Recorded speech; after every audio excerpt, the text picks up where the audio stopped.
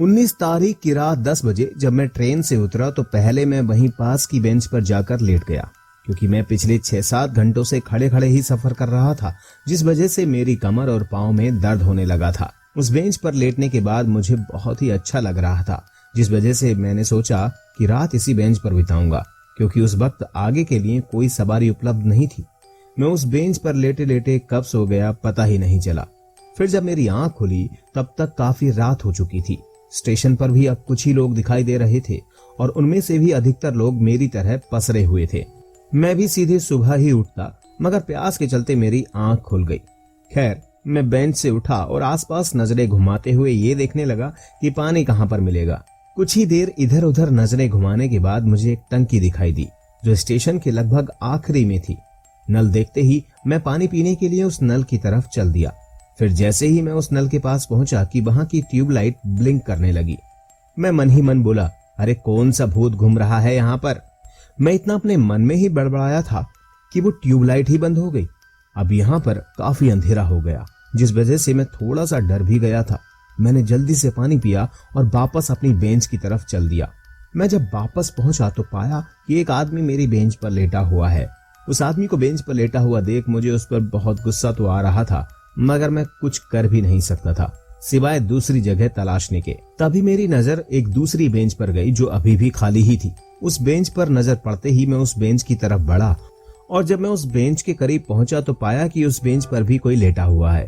मुझे लगा कि अब प्लेटफॉर्म पर ही पेपर बिछाना पड़ेगा कि तभी मैंने नोटिस किया कि ये आदमी तो वही है जो पहले वाली बेंच पर लेटा हुआ था। खैर, मुझे लगा कि वो कोई लोकल बदमाश होगा और इससे दूर रहने में ही मेरी भलाई है।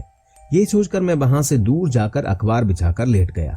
मैं अभी लेटा ही था कि मुझे लगा कि कोई मेरे पीछे लेटा हुआ है जो खर्राटे ले रहा है। फिर जब मैंने पीछे पलट कर देखा तो मेरे रोंगटे ही खड़े हो गए।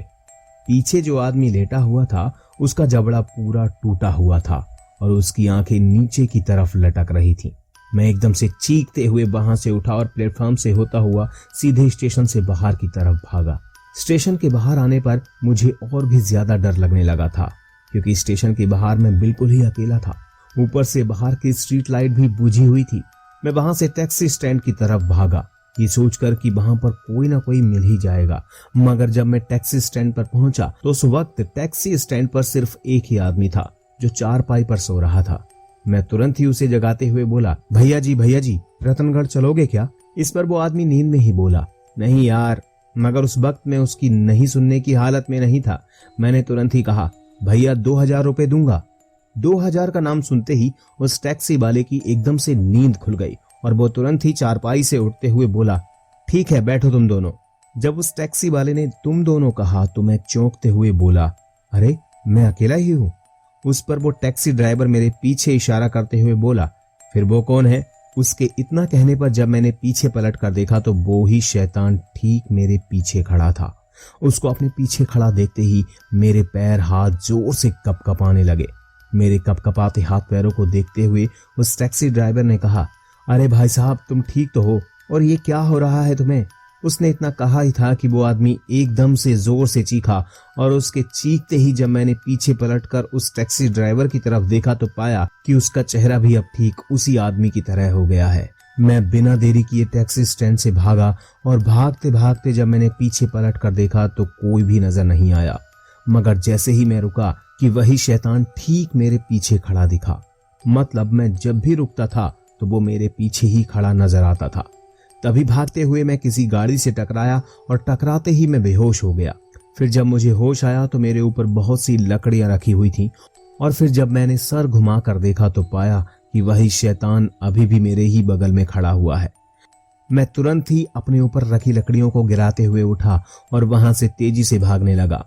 तभी कुछ लोगों ने मुझे पकड़ लिया और मुझे शांत करते हुए मुझसे कहा, भाई हमें लगा कि तुम मर गए हो, इसलिए हम तुम्हें यहाँ जलाने लाए थे।